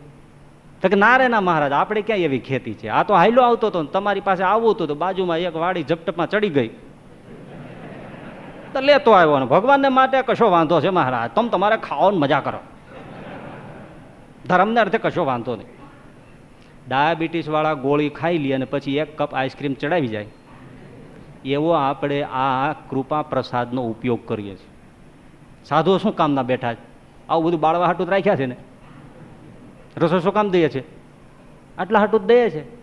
હવે તમારું પાપનું ખાઈ જાય, એ ગોટો વળી જાય કે નહીં? રાજકોટમાં રાઘોજી મિસ્ત્રી આવીને ગુણાતીતાનંદ સ્વામીના આગળ આમ દૂધના દેગડા મૂક્યા, લો સ્વામી દૂધપાક પૂરીની રસોઈ, મહારાજને સરસ થાળ કરો અને સંતોને જમાડો. ગુણાતીતાનંદ સ્વામી ઊભા થયા. તે તું શું માને છે અમને? એટલે સ્વામી બસ જમો. પેલા કે હું વર્તમાન પાળીશ, તારા હૃદયને હું જાણું છું, અરે મહારાજ કે એ તમારે શું જોવાની જરૂર છે, અમે જેવા હોય એવા ભણે તમણા છે, અમે ગ્રહસ્થ કહેવાય, અમારે બધું એ લીપણ છૂપણ હાલ્યા કરતું હોય એ ના જોવાનું હોય. સ્વામીએ ઠેબું માર્યું ને દૂધ પાકના દેગડા ઊંધા વાળી દીધા. તો આવું મારે ભૂંડું મારા સાધુને મારે ખવડાવવું નથી, નીકળાયથી. કોણ રાખે, ક્યાં મળે, ક્યાં સાંભળો, ક્યાં જીવો, કઠણ છે. તો દ્રવ્યની બાબતમાં, નીતિની બાબતમાં મહારાજ કે આ ચોળાની ફળી તમે બીજાની લાવ્યા, જાઓ જાઓ, જેની હોય એને આપીને માફી માગો, પછી અમારી પાસે આવજો.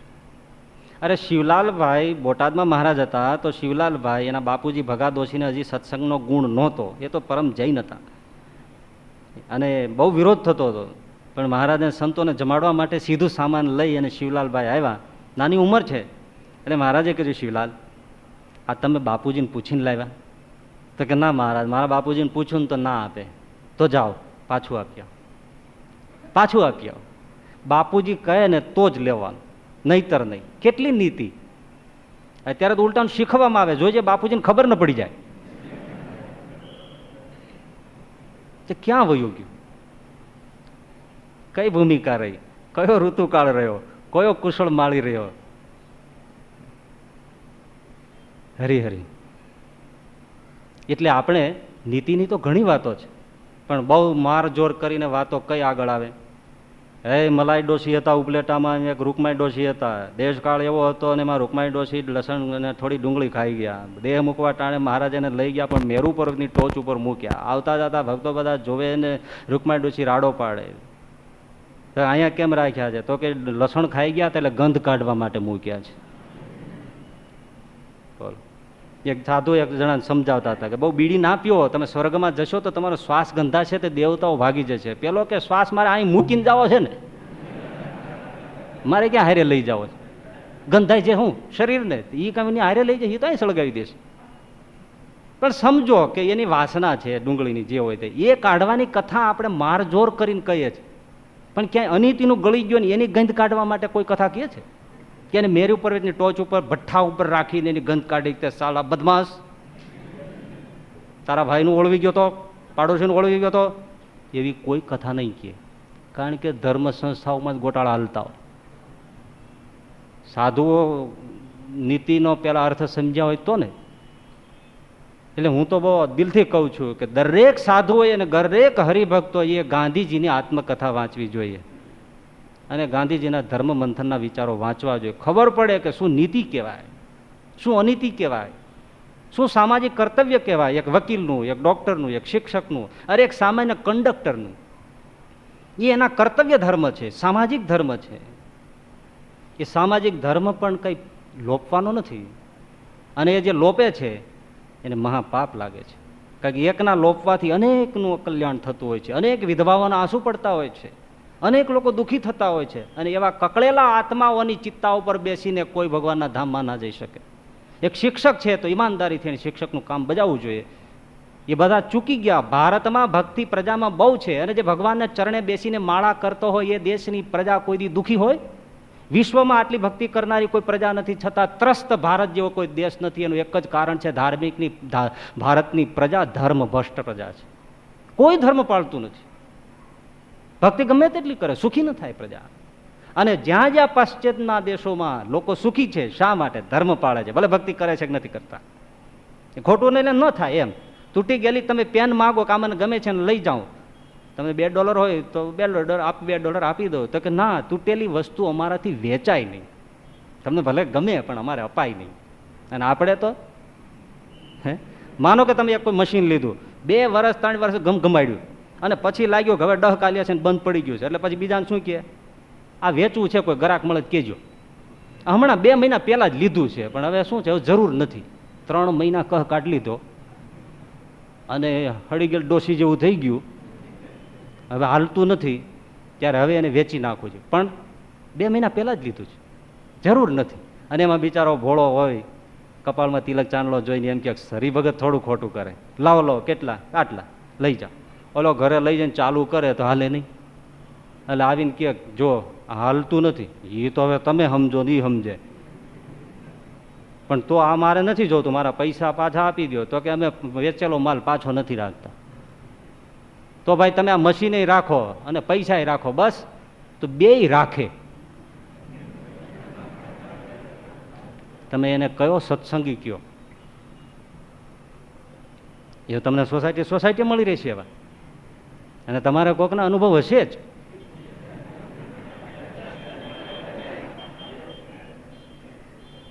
આ અનીતિ છે, અસામાજિકતા છે. એનાથી પરિવાર, કુટુંબ, સમાજ, રાષ્ટ્ર બધા દુઃખી છે અને બધા એના ફળ ભોગવે છે. કોઈ કર્તવ્ય ધર્મ બજાવતું નથી. કૌટુંબિક ધર્મ, પતિ પત્ની, માતા પિતા, અરસપરસના જે ધર્મો છે, માતા પિતાની સેવા કરવી, સાચવવા, એને સમયે સમયે ભોજન આપવું, આરામ આપવો, કટુવેણ ન કહેવા. આ પુત્ર વધુઓના બધાના ધર્મો છે, પુત્રના ધર્મો છે. પણ ઘણી જગ્યાએ જો ને બહેનો હોય એની ભક્તિ એટલી ઓવર હોય, જેમ ચોમાસું જામ્યું હોય ડેમ ઓવરફ્લો થઈ જાય એમ હવારમાંથી કોથળીની થેલીમાં પેલા ચોખાની કોથળી લઈને નીકળે. મહાદેવજી ચપટી મૂકે, ગણપતિએ ચપટી મૂકે, માતાજી ચપટી મૂકે, શીતળાઈને મૂકે, સંતોષીમાને મૂકે, ખોડિયારમાંને મૂકે, મેલડીને મૂકે, બધે મૂકતી 11 વાગે ઘરે જાય. બને શું કે ચોખાની ગુણ જે એના ધણીએ લાવી દીધી છે, ભૂખ્યો તરસ્યો ઓફિસે જાય, ચોખા મહાદેવ ખાઈને ઓયલો ભૂખ્યો જાય. આ કયા પ્રકારની ભક્તિ છે? આ કયા પ્રકારનો ધર્મ છે?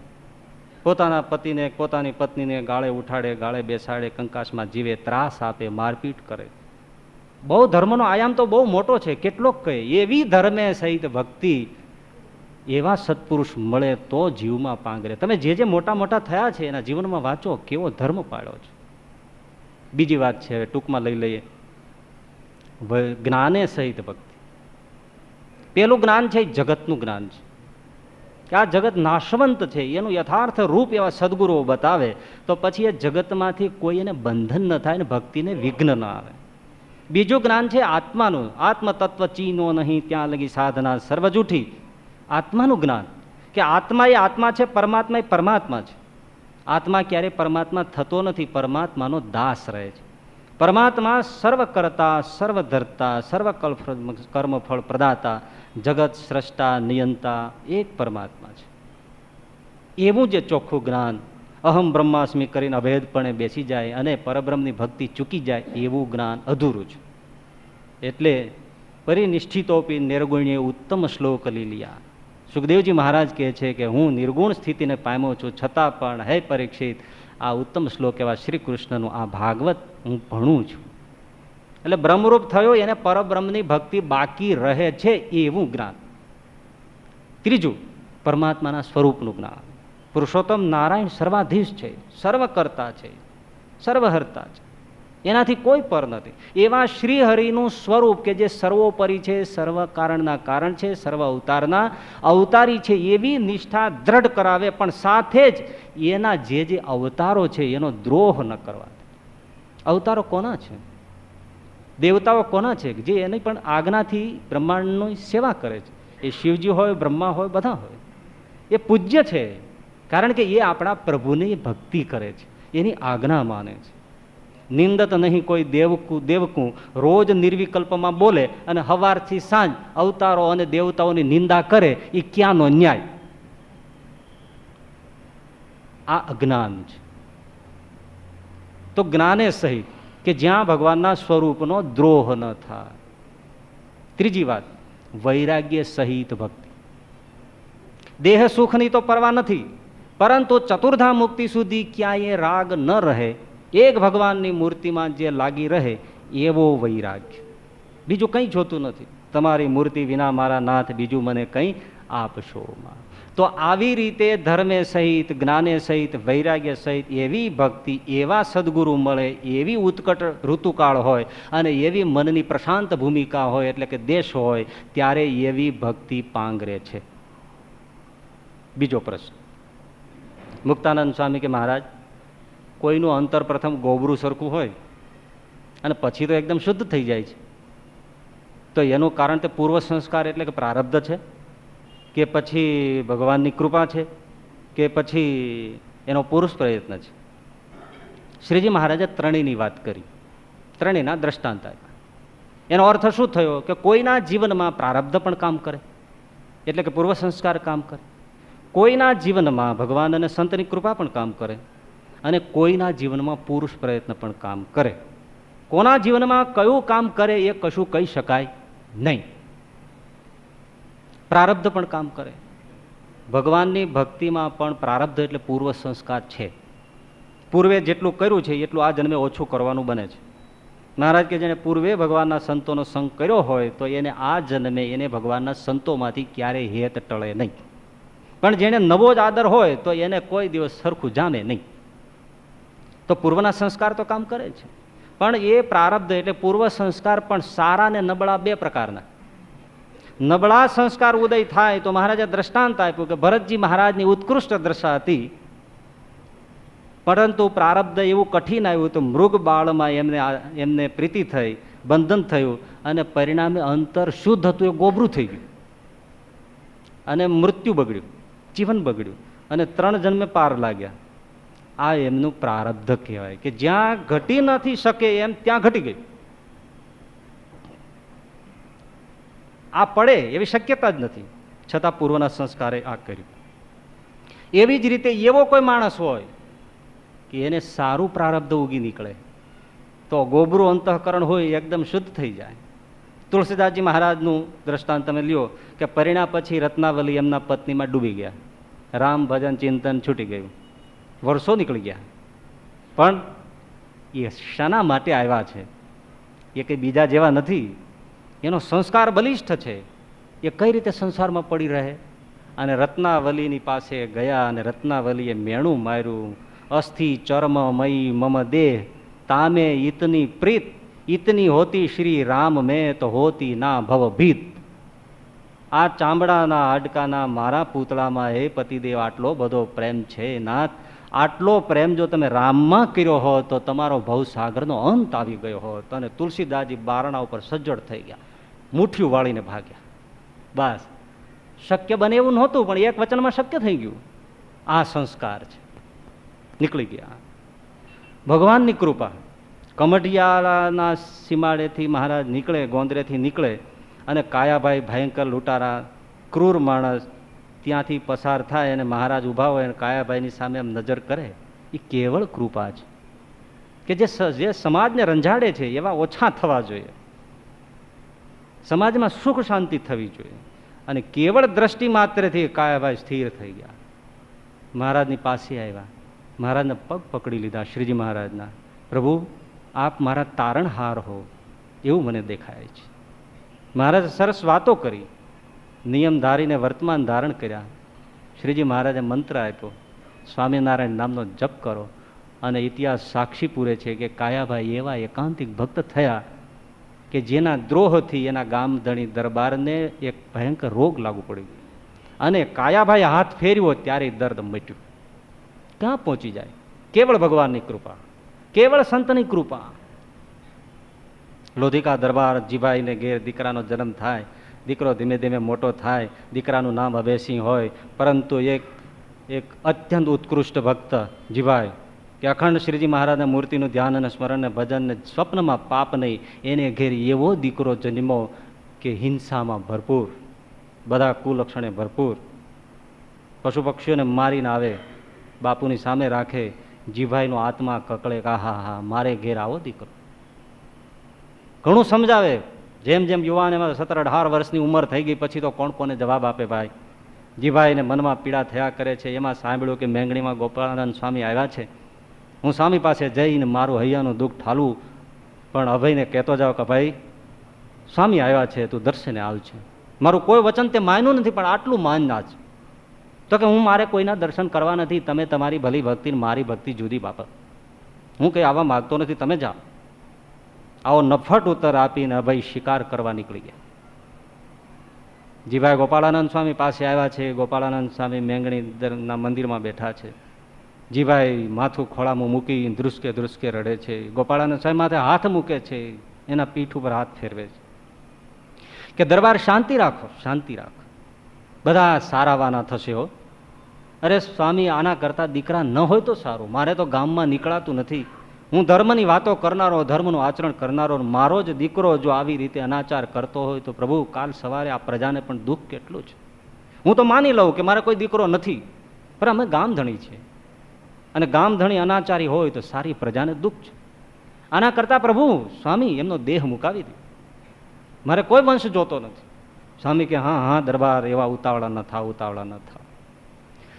ભક્તનું દુઃખ જોઈને ગોપાળાનંદ સ્વામીના મનમાં એક કૃપાની વૃષ્ટિ થઈ, અને સીમ સીમાડામાં કાળિયાર મૃગની પાછળ ઘોડે સવાર થઈને અભયસિંહ નિશાન તાકે છે, અને પાછળ પડે છે, અને કાળિયાર મૃગ તાળી દઈને વનની ઘેઘુર ઘટામાં છટકી ગયો. ઘણો ખોળ્યો પણ કાળિયાર મૃગ ક્યાંય દેખાણો નહીં. પાછળ દોડતા દોડતા દોડતા દોડતા તોખાર તો આમ નીકળી ગયો. જંગલ પૂરું થવા આવ્યું. આમણે જોયું કે ક્યાં નીકળી ગયો? ઓહ, આ તો મેંગણી આવી ગઈ.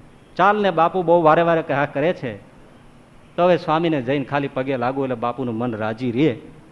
હવે આવી જ ગયો છું તો પછી શું છે, શિકાર તો છટક્યો નથી, તો જોઈ લો કેવા બાવા બાવલિયા વળી શું કરે છે. ખભા ઉપર બંદૂક ચડાવી છે, કારતીસોના હારડા છે, ખુલ્લી તલવાર છે, ઘોડાને મંદિરની બહાર બાંધી સ્વામી પાસે જવું છે. સ્વામી તો ઊભા છે, બેઠા હતા ત્યાંથી ઊભા થઈ ગયા. જીવાએ કીધું સ્વામી ક્યાં જાઓ છો? જવા દો દરબાર, અભય આવે છે. હે? હા, અભય આવે છે. આવે નહીં સ્વામી, ના, અમારી દ્રષ્ટિ જુએ છે, અભય આવે છે. અને એ નેવું પકડીને ગોપાળાનંદ સ્વામી મેંગણીના ઊભા રહ્યા.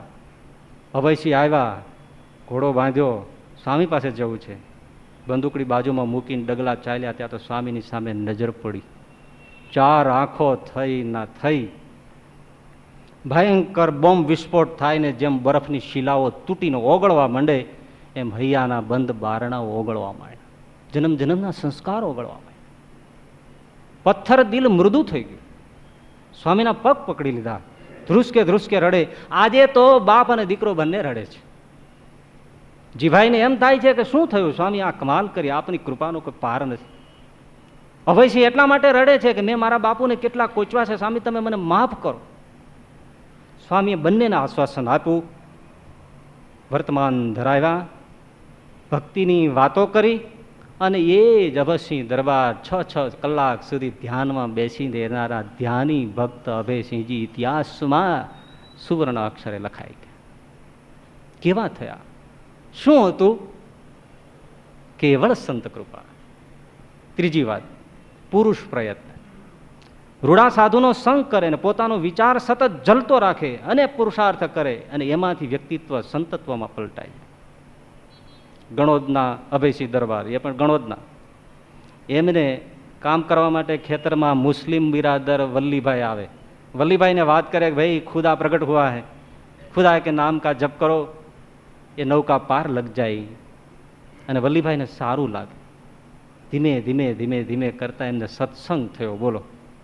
અને વલ્લીભાઈ હવે મંદિરે આવે છે, દરબાર પાસે વચનાવત સાંભળે છે, દરબાર વાતો કરે સાંભળે છે, સંતો આવે તો દોડી દોડીને સેવા કરે છે. એમના ઉંમર થઈ એટલે એમને પરણવાનો અવસર આવ્યો. સજધજ થઈને દુલ્હા પરણવા માટે જાય છે, ત્યાં કોઈએ કીધું કે બાપુને દરબારને ત્યાં શ્રીજી મહારાજ પધાર્યા છે. અને વલ્લીભાઈને એમ થઈ ગયો, આવો મંગલ પ્રસંગ અને પ્રભુ પધાર્યા, મારા કેવા ભાગ્ય છે. બધાને કીધું રૂકો, થોડા માણસો સાથે મહારાજની પાસે આવીને મંડ્યા દંડવત કરવા. આજ પહેલી મુલાકાત છે, પહેલી વાર આમને જોયા છે કે જેનું હું ભજન કરું છું એ આવા છે, આ ભગવાન છે. એવા ભાવથી દંડવત કરે, પણ મહારાજે ન સામું જોયું, ન કહ્યું રાખો, કોણ છો એવું પૂછ્યું પણ નહીં, અને જેમ વાતો કરે છે એમ જ કર્યા. વલ્લીભાઈ હાથ જોડીને સામે ઊભા છે, પણ મહારાજ દ્રષ્ટિ જ દેતા નથી. અણવરને બધા ઉતાવળા થાય છે, મુહૂર્ત છાંડી જાય છે. પણ શ્રીજી મહારાજ સમજતા હતા કે આ મુહૂર્ત છાંડે તો વાંધો નથી, પણ અમારી મુલાકાતનું જો મુહૂર્ત છાંડી જશે તો પછી ક્યારેય ભેટો થશે નહીં. સામું જોતા નથી. એટલે બીજા સંતોને કોઈ કીધું, એટલે સંતોએ કહ્યું કે મહારાજ આ વલ્લીભાઈ છે ને એ આપણા હરિભક્ત છે, અને એ પરણવા જાય છે, આશીષ લેવા આવ્યા છે, આશીર્વાદ લેવા આવ્યા છે. મહારાજ એમને થોડો તમે આશીર્વાદ આપો એટલે એમનું મુહૂર્ત સચવાય અને જાન રવાના થાય. મહારાજે સામું જ ન જોયું. બીજી વાર કહ્યું, ત્રીજી વાર કહ્યું, ત્યારે મહારાજે વાતનો દોર કાપતા કાપતા એટલું કહ્યું કે વલ્લીભાઈ એ જીવ પરણો ભાઈ પરણો, સૌને પરણવાના કોડ લાગ્યા છે તો પરણો, પણ પરિણા પછી કોઈ પ્રભુ ભજતો નથી, જાઓ પરણો ભાઈ પરણો. વલ્લીભાઈ સાંભળી રહ્યા, પરિણા તો ખરા, ઘરે આવ્યા પણ પેલા વચન પોતાના વિચારમાં એમ જ મુમળાવ્યા કરે છે કે મહારાજે કહ્યું છે કે પરણો ભાઈ પરણો, પરિણા પછી કોઈ પ્રભુ ભજતો નથી, તો આપણે પરિણા પછી પ્રભુ ભજવા છે. પુરુષાર્થ છે. જુઓ, રાત દિવસ આલો જ છે કે પરણીને પ્રભુ ભજવા છે, પરણીને કોઈ પ્રભુ ભજતો નથી એમ મહારાજે મને કીધું છે, મારા માટે જ કીધું છે ને, અને મારે ભજવા જ છે, મારે ભજવા જ છે. એને ઘેર દીકરો થયો, 18 વર્ષનો 20 વર્ષનો થયો, એને પરણાવ્યો, દીકરાના ધામધૂમથી પરણીને લગ્ન થઈને ઘરે આવ્યા, અને બીજે જ દિવસે એમના દીકરાને બેસાડીને કીધું વલ્લીભાઈ કે સાંભળ બેટા, મેં તને 20 વર્ષ પોષ્યો, હવે 20 વર્ષ તું મને ખાવા પીવાનું પોષે, હવે હું મહારાજના ભજન સિવાય કશું કરવાનું નથી, હવે તું તારું સંભાળ, તારું પ્રારબ્ધ, તારે જે કરવું હોય તે કર, હું 2 ટાઈમ ભોજન કરવા આવીશ, મંદિરે બેસીશ, સાધુડાની કથા વાર્તાને સેવા કરીશ, બાકી મારું કામ હું કરીશ, તારું કામ તું કર. પણ સાંભળી લે બેટા, 20 વર્ષ મેં તને મોટો કર્યો અને રાખ્યો, 20 વર્ષ તું મને સાચવે, 21મે વર્ષે જો હું જીવતો રહું તો ફરીથી તારી હારે મજૂરીએ આવીશ, જા, આ મારું તને વચન છે. છોકરો પણ એવો ગુણિયલ બાપાના પગમાં પડ્યો, બાપુજી તમે 20 વર્ષની 50 વર્ષ બેસો, હું તમારી સેવા કરીશ. દિવસો વયા ગયા, 20 વર્ષ હજી નથી થયા, ત્યાં બાજુના ગામડે હરિલીલા કલ્પતરીની કથા બેઠી છે, ગણોદના દરબાર અને વલ્લીભાઈ રોજ સાંભળવા આવે છે. 1 મહિનાની કથા છે, અને એમાં 29મો દિવસ છે, 30મો દિવસ કાલે છે, પૂર્ણાવતી થવાની છે. પણ વલ્લીભાઈ સંતોની પૂજા કરી, ધોતિયા ઓઢાડ્યા, એટલે સંતો બધા ઓળખે વલ્લીભાઈનું અંગ સારું, એટલે સૌને હેત. એટલે વલ્લીભાઈને કીધું કે વલ્લીભાઈ પૂજા તો કાલે કરવાની છે, કાલે પૂર્ણાવતી છે, અને કાલે બધાએ વિખરાવાનું છે. વલ્લીભાઈ કે સ્વામી મારું કામ પૂરું થઈ ગયું, મને શ્રીજી મહારાજ આવીને કહી ગયા છે કાલે હું તને તેડવા આવવાનો છું 11 વાગે, એટલે હવે હું ગણોદ રહીશ અને આપની સૌની રજા લઈને મહારાજના ધામમાં જાઉં છું. અને એ મુસ્લિમ બિરાદર શ્રીજી મહારાજના ધામમાં 11 વાગે વયા ગયા.